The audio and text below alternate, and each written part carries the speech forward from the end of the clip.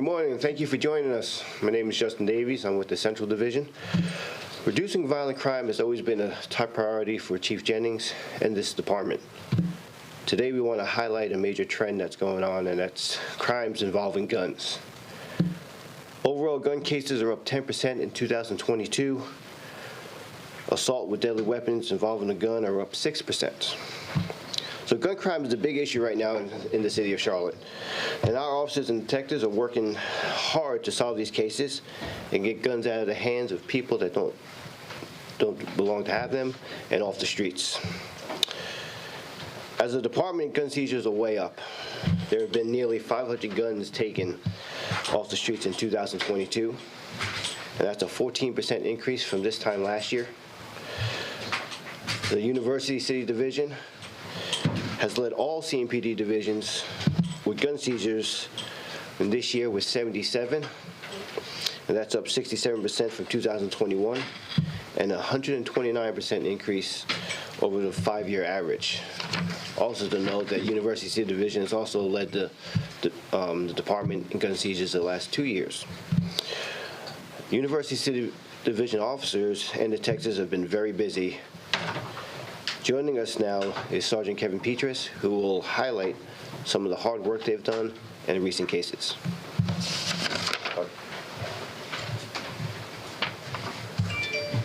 Good morning.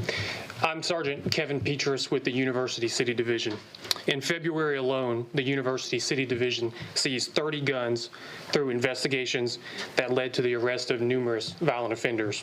We owe these numbers to the collaborative work coming from all aspects of the division, from patrol officers, the crime reduction unit, detectives, and supervisors. Here are a couple examples of investigations that have led to guns being taken off the streets. You'll be able to find these incident reports for each of these cases in the media release that Public Affairs will put out after the press conference. The first example comes on February 27th of this year. Patrol officers responded to a shooting into an occupied dwelling in the 2300 block of Prestigious Lane. The victim, a mother, told officers that a bullet nearly hit her son when it entered her apartment. Officers determined that the bullet was fired from a nearby apartment.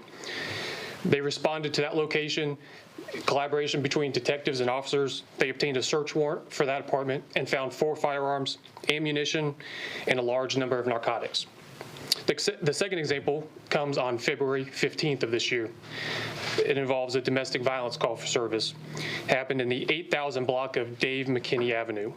Officers responded to the address and determined that the suspect had pointed a gun at others inside the residence. When they responded and they arrived, they successfully de-escalated a brief barricade situation with the suspect and got him into custody. 2 guns were seized, one of them being stolen, along with a trafficking amount of heroin. These are just 2 examples of many that we could talk about. I would be remiss, though, if I didn't mention a few other things. First of all, to the gun owners in our jurisdiction, we beg you to please lock up your firearms, make sure they're secure, especially not leave them in vehicles.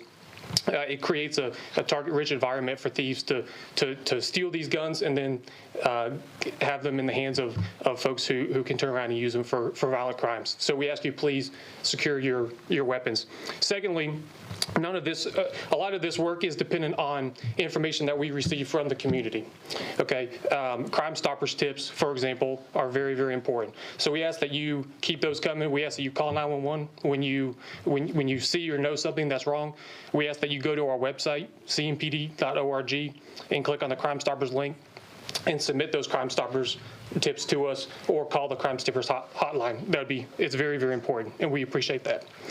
Lastly, again, I would be remiss, most importantly, to not recognize the work of the officers and the detectives, again, in the University Division. Again, these are just a couple examples that I've given you, and they go out every day and they make things happen, and they're committed to trying to make Charlotte a safer place. So to them, I want to recognize their exceptional work. While many of the guns seized were involved in crimes committed by adults, it's unfortunately becoming too common that juveniles are also caught with firearms. Here to talk about some recent cases is Lieutenant Stephen Flatt with the Education, Outreach, and Youth Services.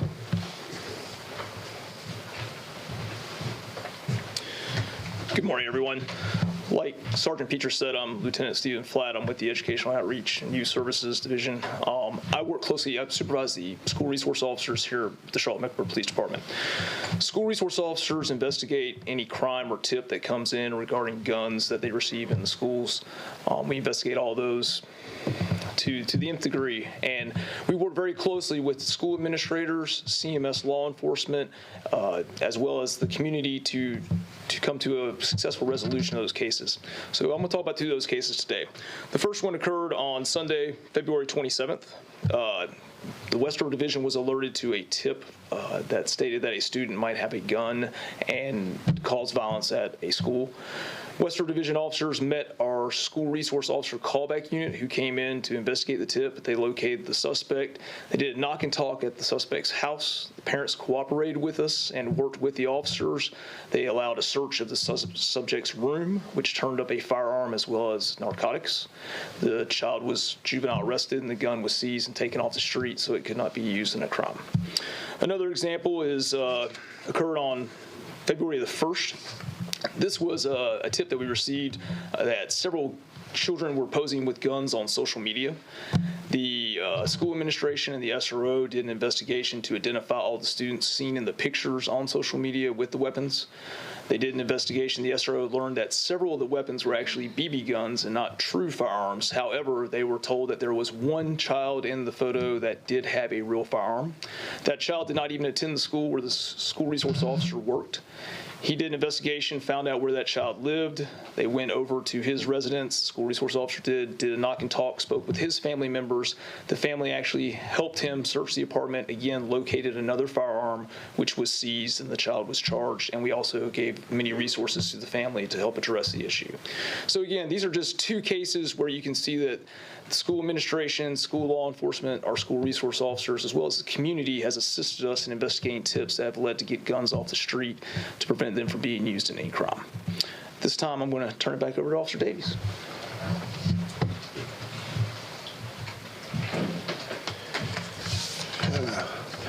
Thank you. Gun crime continues to rise in 2022, and that's why we keep addressing this topic in our bi-weekly press conferences. Our detectives and officers are working extremely hard on these cases, but we need the public's help as well. And to reiterate what Sergeant Petrus had said, you can go anonymously and call Crime Stoppers. That number is 704-334-1600, and give those tips into them.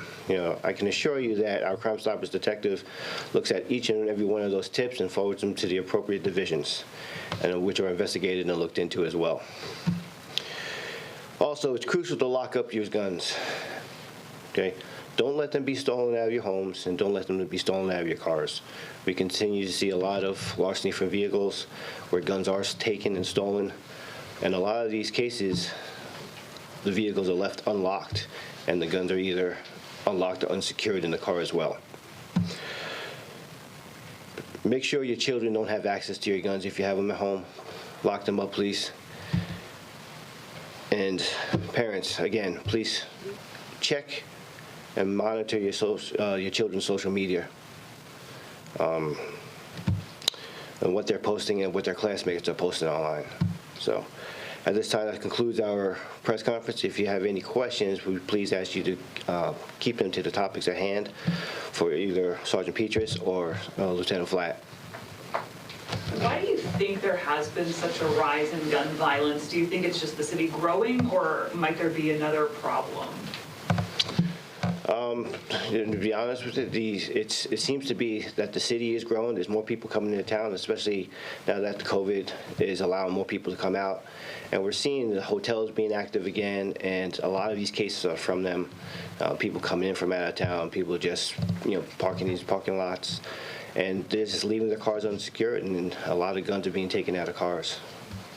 I know y'all made this a priority. It's, you can see the stats that you're making arrests and trying to get guns off the street, but over the weekend we had a homicide in the Steel Creek area where an innocent father was shot and killed by a stray bullet. How frustrating is it that, there are still people out there on the streets, committing these crimes with guns? I'm going to refer that question over to Lieutenant Crum of the Homicide Division. Hey, good morning. I'm sorry, I don't know where the question came from. If you could just one more time for me. Sure. I mean, I know y'all are trying to get guns off the street and get these people off the street, but over the weekend we, of course, had the homicide in the Steel Creek area where the innocent father was shot and killed by a stray bullet. You know, how frustrating is that for you as a department to continue dealing with these issues where an innocent person is now killed? It's incredibly frustrating. Jimmy's case is, it stands out to us because it's really troubling. You know, a lot of times we see people that choose to be involved in disputes that escalate, but he's an innocent bystander that fell victim to this horrible crime, and we really hope that we can bring some closure to the family. We need the community's help to be able to close this case, so we hope that somebody will step up and give us the information we need. And what are you asking the public to look out for at this point? So I think we put out a couple of photos earlier this week. If you guys need those, you can ask for them again and we'll resend them. But it's a dark gray or black Dodge Challenger or Charger. We know it's a Dodge product. The vehicle's got some substantial damage to it. We believe on the front end, and certainly there's some bullet holes, we believe, in the vehicle. So it's really important that if you see a car like that and you see it on your street, please call 911 right away. The tip line's great if you know who owns it, but if you're just a member of the motoring public or out and about and you see that car, please call us because it's really an important piece of the puzzle for us.